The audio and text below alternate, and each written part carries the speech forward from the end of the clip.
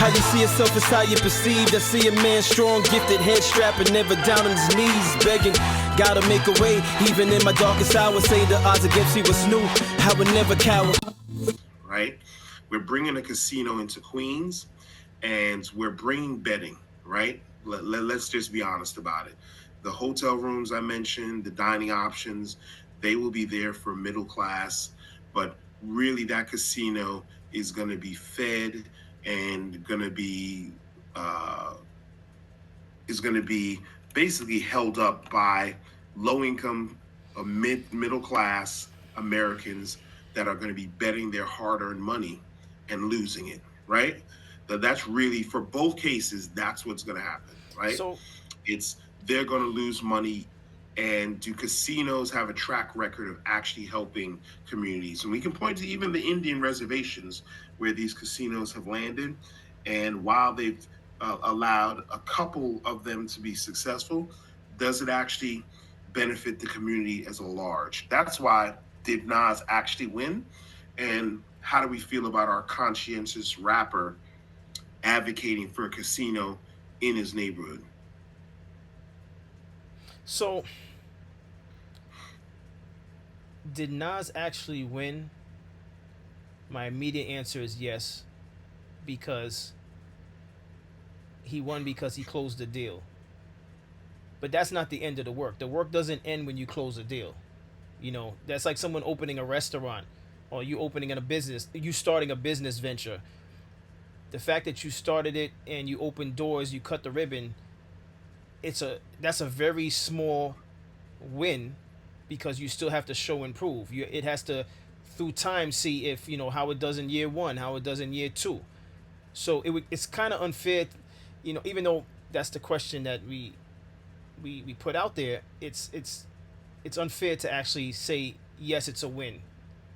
It's not a clear. It's a win that he closed it. I'm sure Nas is seeing it as a win. I'm sure he popped champagne on that, but there's still more work at hand. Now, as far as I want to just tackle something you mentioned about the black community, and business is business. Does this help the black community? Yes and no. Yes, Nas and Jay-Z are both African Americans. It helps the black community as far as those people that come from those environments. If you came from Marcy Projects, if you came from Queensbridge, is it inspirational to know that somebody who lived in whatever floor in your particular project, they made it to this level? Absolutely, that's a great thing. But one of the things I sort of like what you mentioned that I want to point out is some of the things that we get involved in the hip hop community. What does it mean for the community when clearly these deals are helping out Jay-Z's pocket, whatever deals he's involved in, and the deal that Nas just acquired is helping out Nas's pocket. Is it directly helping the black community? What is it saying about the black community? What is it saying about our priorities as far as what we go for? It's very tricky. Now, in terms of the black community directly, I just need to note, if the casino's going where I think it's going, which is across the street from Citi Field. Now, I'm from Flushing, Queens, right? So at one point that was a junkyard.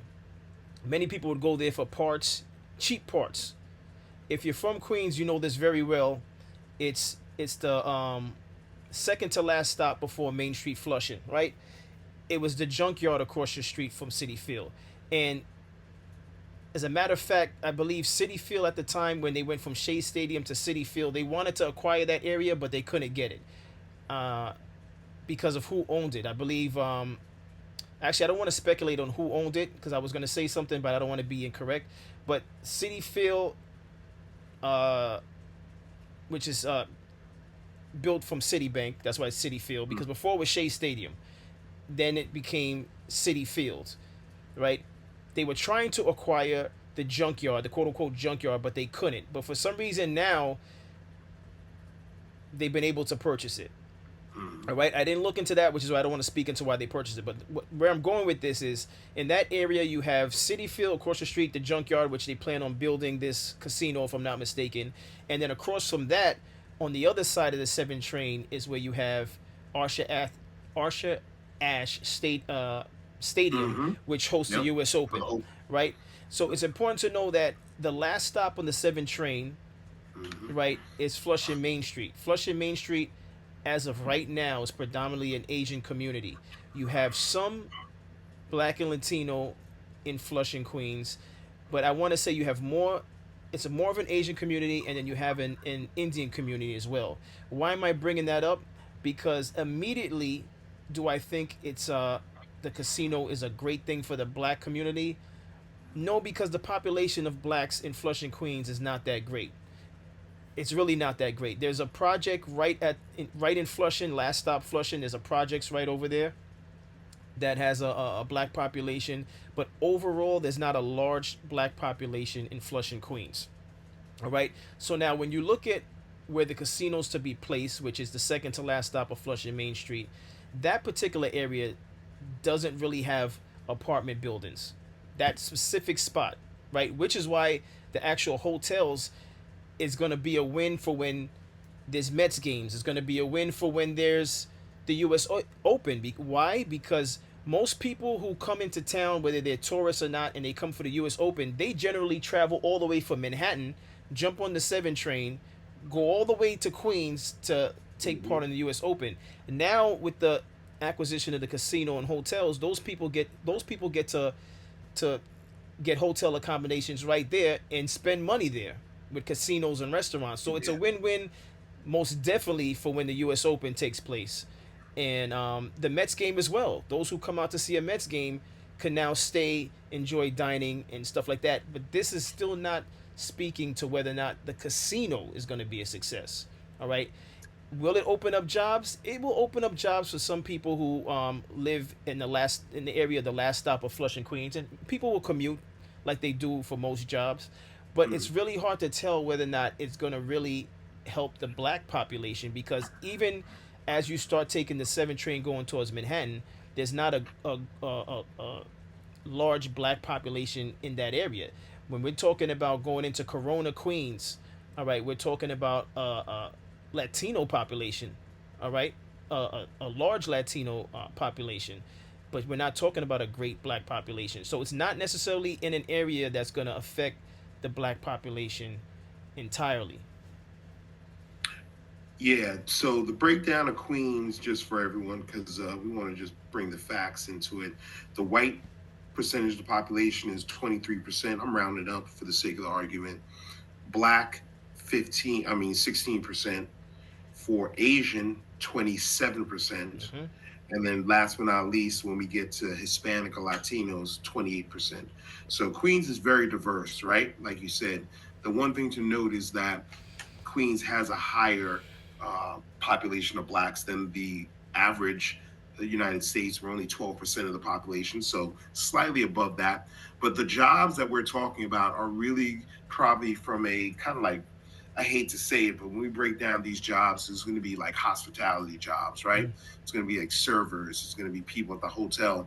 There is potentially an opportunity for disproportioned people in the community at a certain socioeconomic level to get jobs. And I would figure it'd be slanted more towards any group that is kind of like in that margins, which is the black people in that area. Because no matter where you live in that area, if you've got a 7,000 room hotel or venue, there's going to be a job for you, especially if you haven't finished school and things like that, that you pretty much need to jump on, right? But casinos themselves, that's a good opportunity to talk through, like, how do they do. I didn't do all of my research on casinos and their profitability, but when you're proposing them, excuse me, they are supposed to really be a moneymaker, right? Yeah, so that's what I would say there.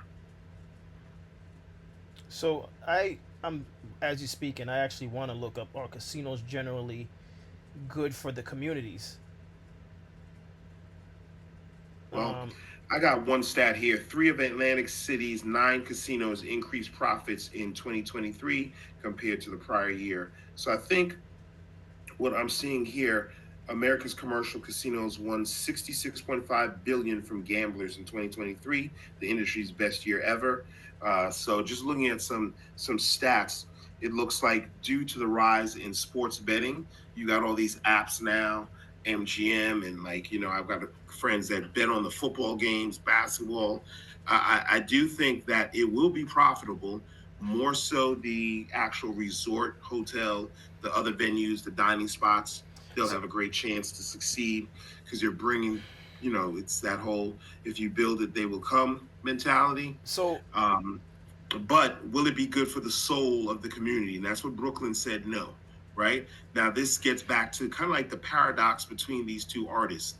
While Jay-Z is known for commercialism and business, his community reacted with that's not who we are, right? If you really think about what that vote means no, we don't want to be commercial. We want to stick with the arts. We want to be known for being the theater district and performing and for the pure art form of it. so so let Whereby, so let me say something, and I have to mhm, cut you off only because, again, this is going back to Jay Z's track record, and I'm thinking mhm, about this right now.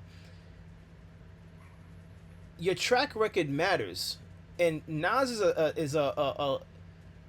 a man of integrity.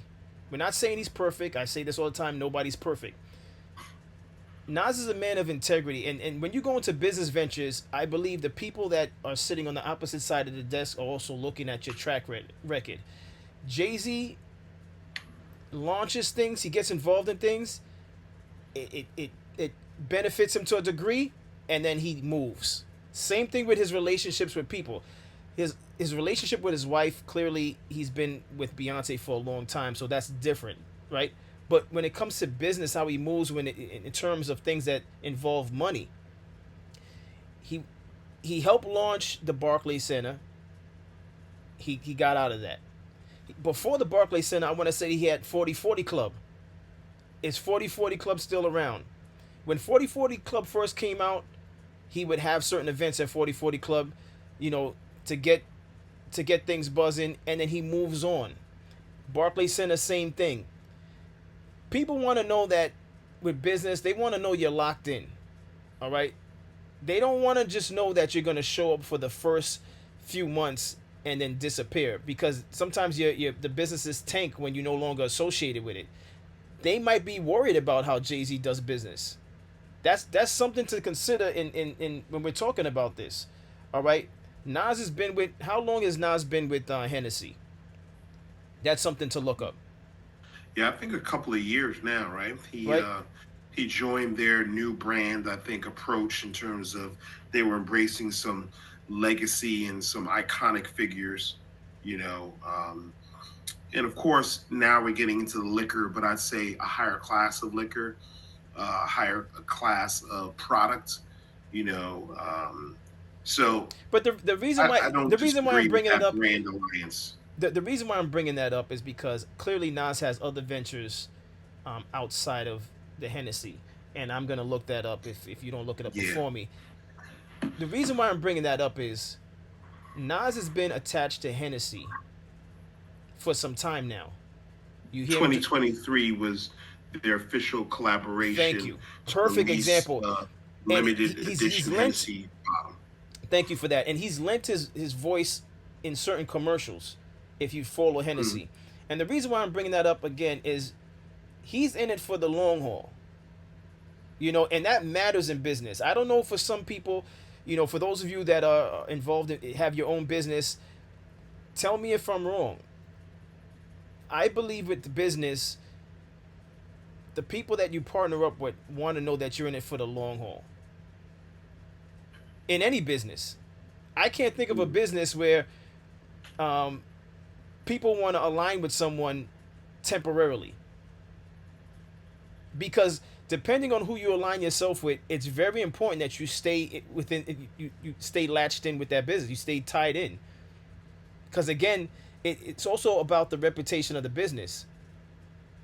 All right, because perfect example, when Jay-Z was was attached to the Barclays Center, there was nothing better than the Barclays Center. And I'm not saying the Barclays Center tanked, but when Jay-Z was aligned with it, immediately players flocked to it. He was able to grab, he was able to grab Kevin Garnett. He grabbed Paul Pierce. Did he grab Ray Allen, or was it who else did he grab? He grabbed I'll say once again, Avery Johnson. Everything was booming. Yeah, it was a strategic partnership. The Russian oligarch, who had tons of money, was really pouring in a lot of money into the team. Jay-Z, I can't remember what his partnership was, but he definitely was a huge brand advocate, but he wasn't really behind the spending of the money for the team. You know what I'm saying? And that Russian owner at the time, he had an open blank check policy. So he definitely was able to attract and get top-notch talent because he was writing the checks for that. But again, we're talking about the difference with the way both men operate. Nas is not attaching himself for any temporary thing. It's either he's all in or he's not. He doesn't move like that. Again, which is why when we went to the beginning, when we spoke about in the beginning about the song, it didn't really move him to be in the video. Right. If he's not moved to It do did something, not. he's not doing it. And the reason why he even lines himself up with Hennessy is because he is an avid drinker of Hennessy. He actually likes Hennessy. Exactly.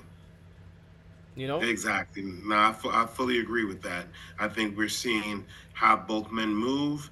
I think, though, what's important to point out, because like I said, so far we've been kind of like sound like a little biased against Jay. I'm not.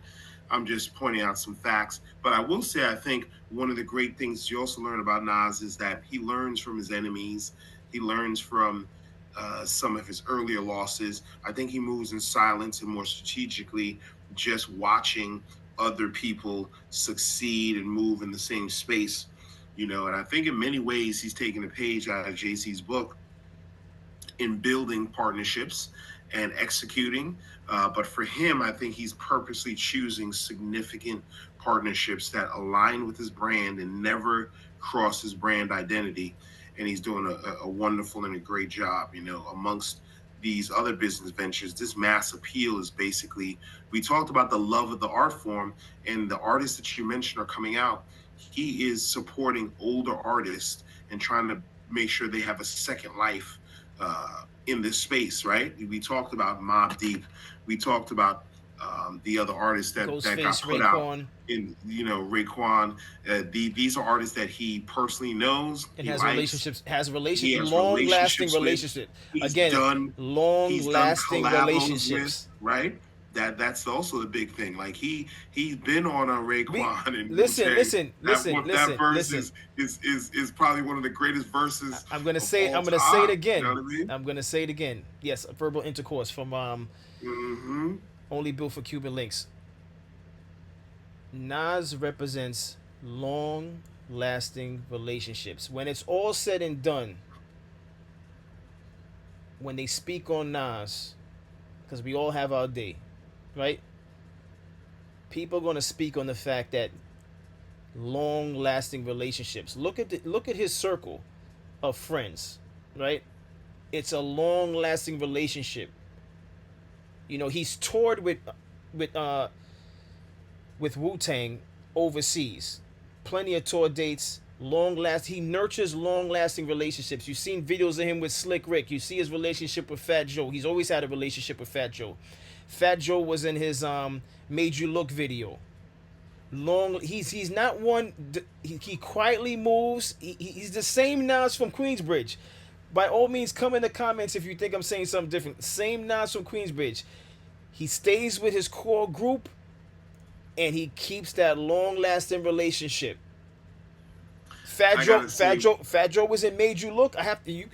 By all means, look up when Made You Look came out.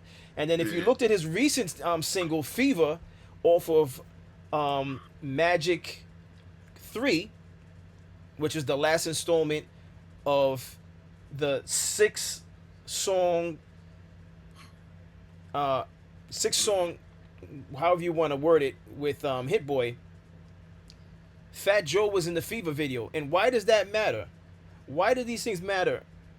It matters because it's a testament to the type of person that Nas is. So when you're thinking about, should I do business with Nas? Look at his.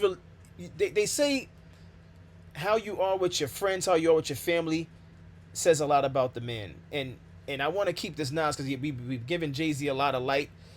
Jay Z, you doing your thing, all right. But let's keep it Nas right now. When you whether you like Nas or not, if you don't like Nas, that's fine. But just understand what I'm telling you and what I just mentioned.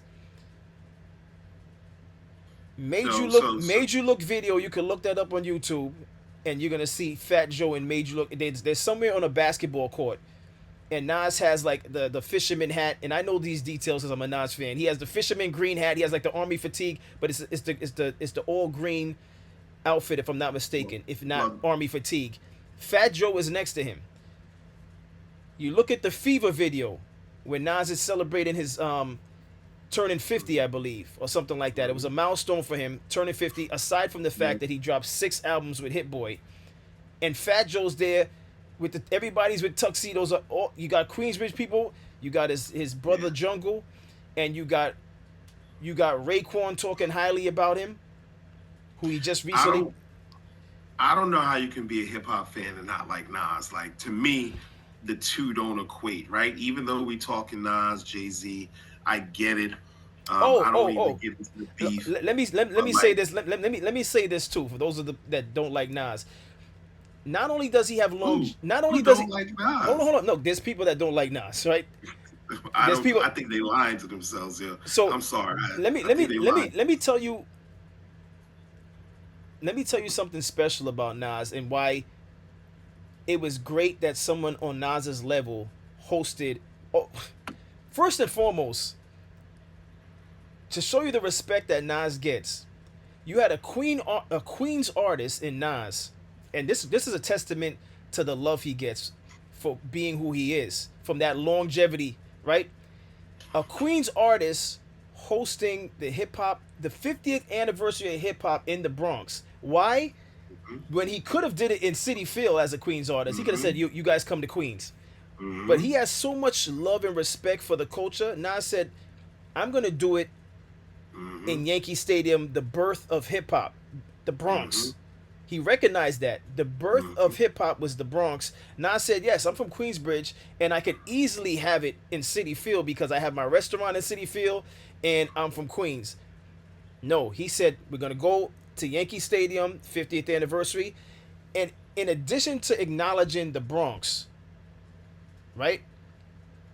Nas also had Cameron come out there for the 50th anniversary. And why is that significant? I'm gonna let my cousin tell you why that's significant. That Cameron performed at Yankee Stadium. I don't want to go there because I'm still stuck on the fact that you said cats don't like Nas. So I gotta take a departure real quick. I gotta spit these Nas lyrics. Go ahead. To emphasize.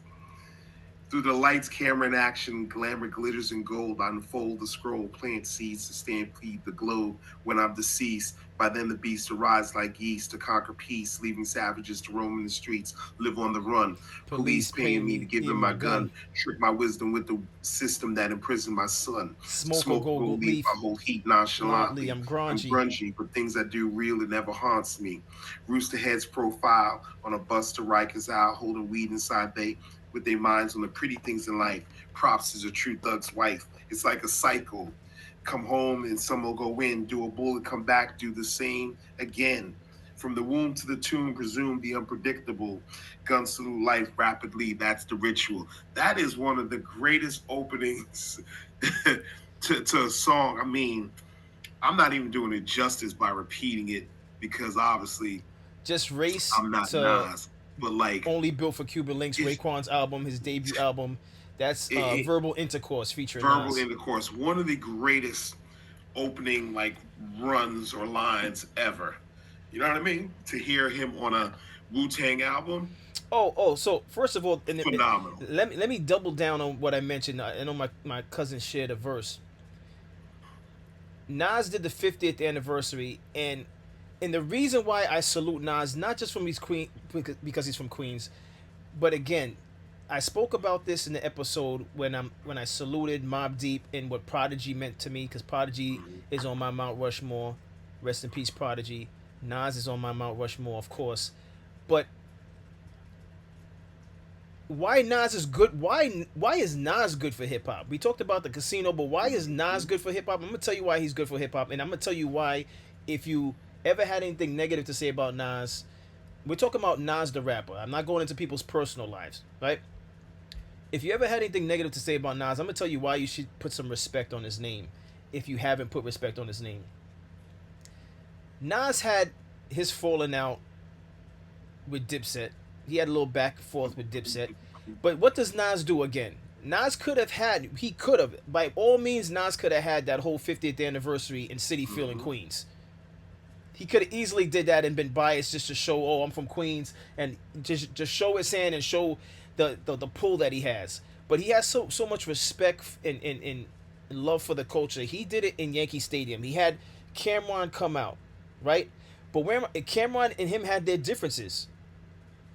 He put that aside. He did it for the culture. He had Cameron come out, right? In addition to that, going back to that Fever video, which was the last project he did with Hit Boy, because he did he went back to back with the albums. He was doing the King's Disease and he was doing the um the Magic series. The significance of the Fever video. I don't know if any one of you seen the behind the scenes or whatever, or I think even in the video they noticed it. He also had Black Thought and the Roots. They were performing for his birthday event because it wasn't just about a video. It was first about his birthday, but he made a video out of it, right? What's the significance of that? Black Thought didn't necessarily get along with Nas either. I don't know if any of you know that, but Black Mhm. Thought didn't necessarily care for Nas either. There was something that happened between Black Thought and Nas, or maybe Nas might have said something, or whatever it was. Black Thought really didn't care for Nas.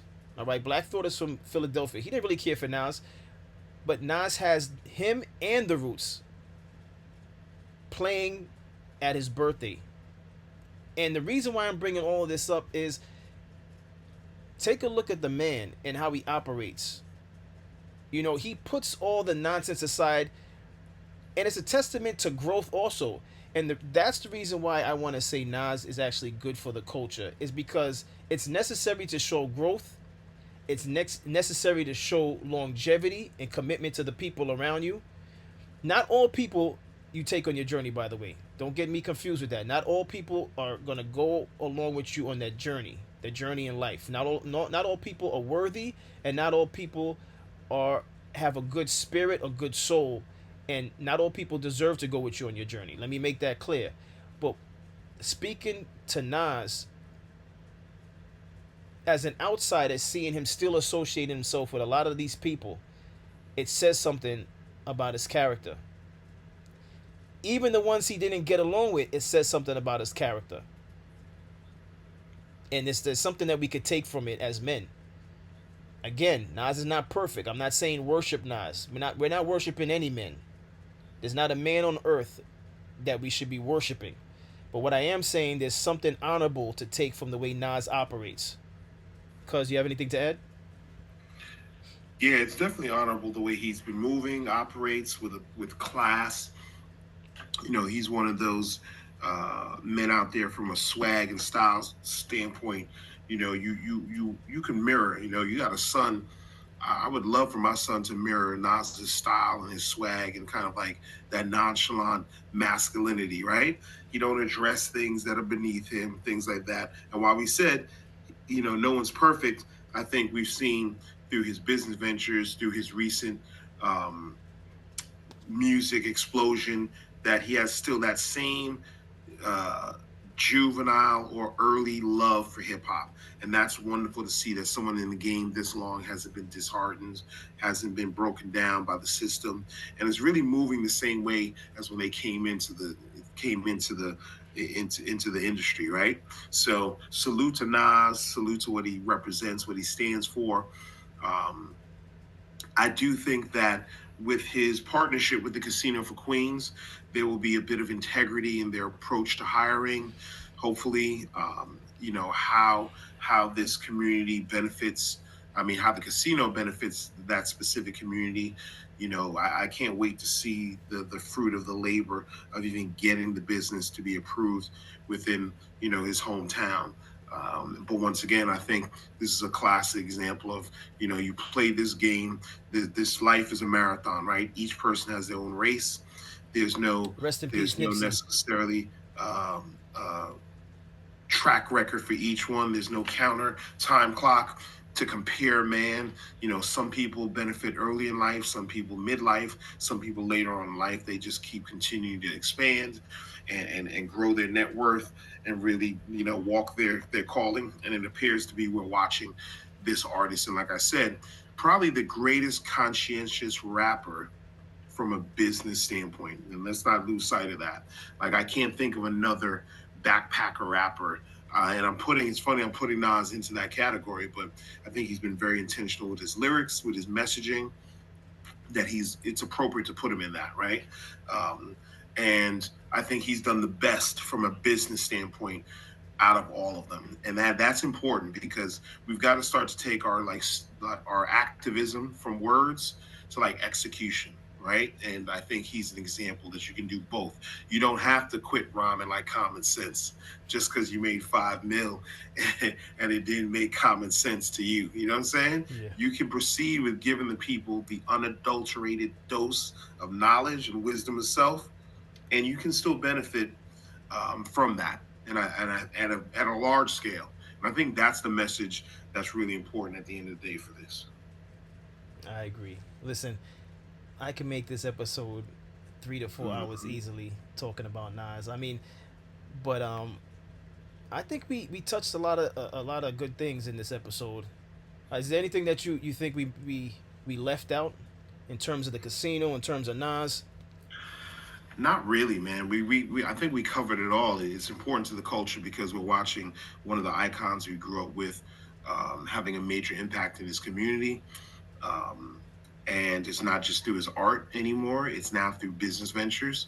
So I think to me, you're seeing the perfect marriage of how artistry can meet business. It can have some integrity as far as we know right now. We'll preface that so we don't look back on this, 5 years from now and see that he was scamming the neighborhood and all that. Yeah, yeah, We yeah, got yeah, the yeah, yeah, disclaimer yeah. in there, you know what I mean?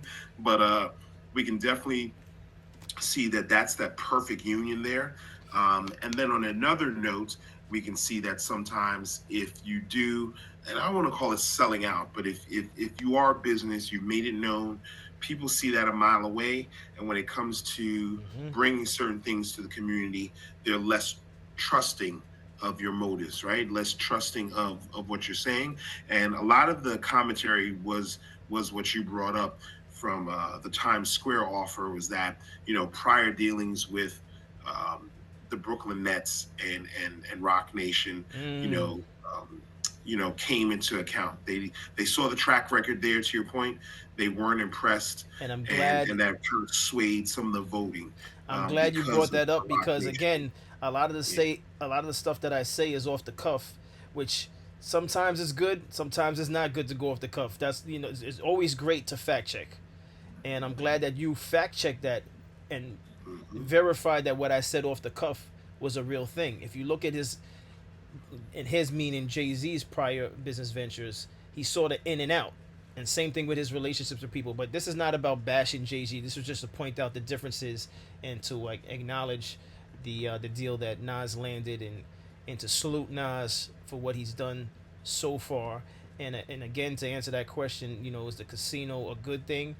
Uh, my immediate answer is yes, but like all businesses, we have to see how it plays out over the next. First of all, when construction is complete, and then we have to see what it means for the first year, the second year.